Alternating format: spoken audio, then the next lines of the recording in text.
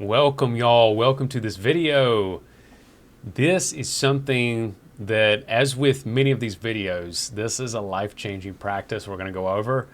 And I just feel good talking about it right now because I was in a little bit of a rut this last week, and I was tracing it back. I was like, how did I get into a negative state?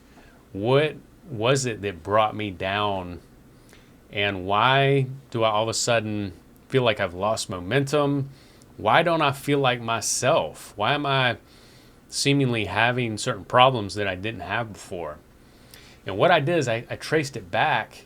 I had negative cross currents going on. I had come in contact with at least two individuals who I know elicited a negative response from me and negative emotion from me. And from then on out, my whole week, at least the end of the week, just felt terrible. And this is really what can happen if you start associating with negative people and you're not aware, or maybe they just catch you by surprise and you're like, what's going on? This can happen. It can throw a person off. And that's why I think it's very important to discuss this topic, because even a person such as myself who studies this stuff, I mean, it can catch you off guard if you're not looking for it. Maybe you're hanging out with somebody and you have a situation come up, or maybe you go to take care of something and you're dealing with a very incompetent person, and you start thinking, how can this person be like that?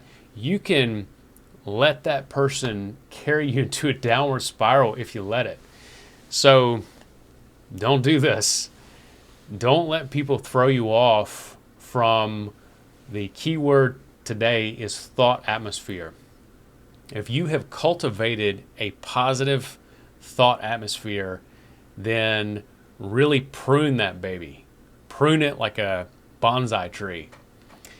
I had to literally recreate a different thought atmosphere as I grew into an adult, because throughout my upbringing, I'd say I had created a negative thought atmosphere. It was more negative than positive. And I'm not saying it was all negative, but it was more negative than positive. I had that kind of fault-finding spirit. I had the criticism spirit, and I still have remnants of that, no doubt. But I will say life has gotten so very, very much better, and I will attribute it, almost all of it, to changing the thought atmosphere. And really, what is the thought atmosphere? Your thought atmosphere is like your aura, right? What thoughts you have going through your mind, the words you have going through your mind, the sentences, the way you describe reality, the way you picture yourself, the pictures going through your mind on a day-to-day basis. All this is the thought atmosphere. And some of us grew up in a negative environment. Doesn't mean, it maybe wasn't abusive, or maybe it was abusive. But even if you're slightly negative, that's going to cause you to put off a different aura, and you will attract different experiences into your life. The more negative your thought atmosphere, it's almost like a magnet. Our thought atmosphere will pull negative environments, and it will magnetize other thoughts that coincide with those thoughts. So it can keep magnetizing people and experiences and things that match up with that negative experience, that negative thought atmosphere. So it's real important, y'all. If you're any kind of creator or entrepreneur, or you're self-employed, or you're an artist, it's very difficult to create when you're in a negative environment, a negative thought atmosphere environment. Your thought atmosphere will dictate your behavior. If you're feeling bad, it's hard to motivate yourself to get things done. It's hard to motivate yourself even to get out of bed. It's hard to motivate yourself to be healthy or to maybe abstain from drinking alcohol or abstain from smoking marijuana or abstain from using vulgar language to describe reality or indulging in horror flicks or dramas and things that just put you in a negative state. So I will say, after really pinpointing where I went wrong, I immediately started to shift myself and make a conscious decision that I was going to be positive starting that day. When I realized what happened, I was like, I got to shift myself into a positive frequency. And I did. In the last few days, I've felt way, way better. I've been getting a lot more done. Life has been so much better just from that decision to turn it positive. I used to think of positive people kind of like either goody-goodies or maybe preppies or people that were kind of not silly, but just, it was like, why are they like that? Why don't they be real? You know, why don't they be like a real MFer, you know? And what I realized once I did turn my frequency positive is you can be real and still be positive. In fact, the real people are going to be easier to hang out with. They're going to be more fun to be with. You're going to attract better experiences. And when you get yourself in a positive frequency, you feel so much better that even if people do perceive you a certain way, maybe they think you're, you know, not being accurate or real or some of these things, who cares? You know, there's a reason why it's called a higher mind. When you're in a higher state of mind, you're in a higher state of being, you can see all the negative down there and you get it, right? Because you used to be that way. You get it. And the way they describe reality may be accurate on a certain plane of existence, but when you get into a higher state, it's like you're floating. It's like you're in an airplane, zoom in at a higher frequency, and you can see all the negativity. You could choose to indulge in it if you wanted to. But if you're in a negative state, you can't see what's up there. You can't see what they're seeing from the plane ride. That's the difference. When you're in a high state of being, you're in a creative state, you're in a boss state, I think you're in a leadership state. All the really successful leaders I've met, by the way, are always in a positive frequency. But the people in a negative frequency can't really interpret what's up in the plane. This is also one of the principles in the book, Think and Grow Rich. He talks about how you can key up your mind in such a way that it is like you're on this high plane of vibration. And from that plane, that's where the creation takes place. That's where you're really zooming through life. That's where you get into that flow state. That's where you're really performing at your optimal self. And it's a great state to be in. But I'll say this, I had to make a conscious choice, especially getting out of the rut I was in, but just in general. When I went from being a young adult to a more mature person, I had to really make a conscious choice every day to be positive.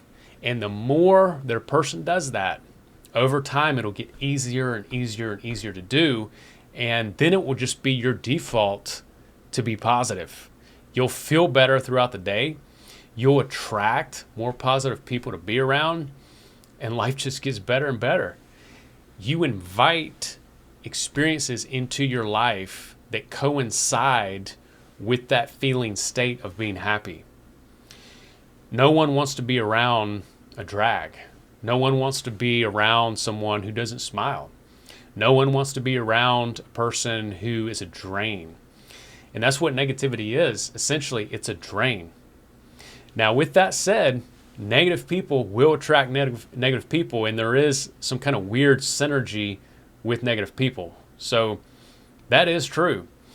However, at the end of the day, if you're with negative people, you're going to have a negative mindset. And when you're alone, then you'll be negative too. And it just drags your whole life down. I wish I could teach this to anyone going through depression right now, to anyone going through even anxiety, to anyone who's just in a rut right now. Making this conscious choice of creating a positive thought atmosphere is truly life-changing.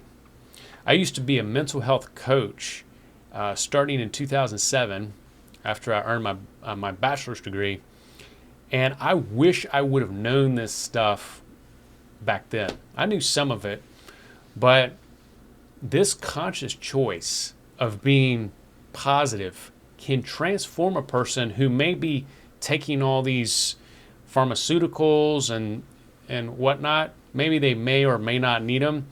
I think a lot of this stuff is really just about making a choice to be positive. Now, how do you do this? Well, first off, as I said, you got to make the choice. You got to make a decision to do it. Second off, it's about putting positive content into your mind. It's about putting stuff that you like into your mind, things that lift you, things that give you a positive feeling. I used to watch these crime shows where they're always trying to solve murders and a lot of stuff with violence in it. And while I can still, I guess, watch that stuff, if you notice, if you watch it after a while, it'll just drag you down. It's depressing. And so I had to pull off of it. And when you pull off of it, it's just like a relief. You know, life doesn't always have to be that serious. And if you're constantly putting serious stuff into your mind, you're going to feel bad. It is what you put into your consciousness, that's what you're going to get out of it. When you feel good, you have a positive feeling. You have even love coming forth from you.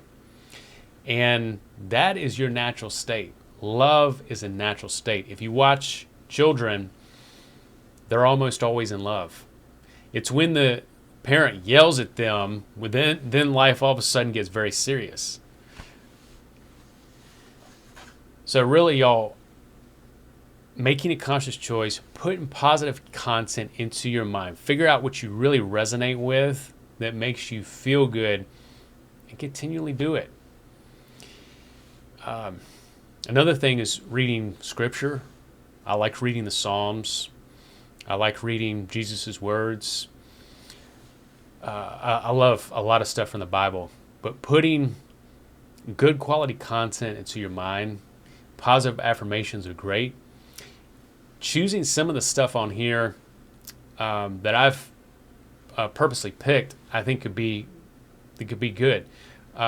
Prentice Mulford has some really great essays on thought atmosphere, and I've got a new one in the works, by the way, and it's really good stuff because it reminds you about how our thoughts go out and affect other people, and how their thoughts come in and affect us. And it's very true. It's so true. You can trace back, your pitfalls and everything based off your thought atmosphere. When you're in a positive state, your life just goes way better. And it's so powerful. It's so mind-blowing how just shifting your brain frequency, your mind frequency, can change the outcome of your life.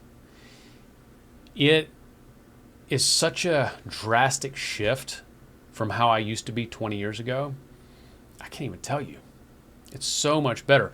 People talk about how, oh, you know, your 20s are the best years of your life, or maybe your late teens are the best years of your life. But let me tell you something.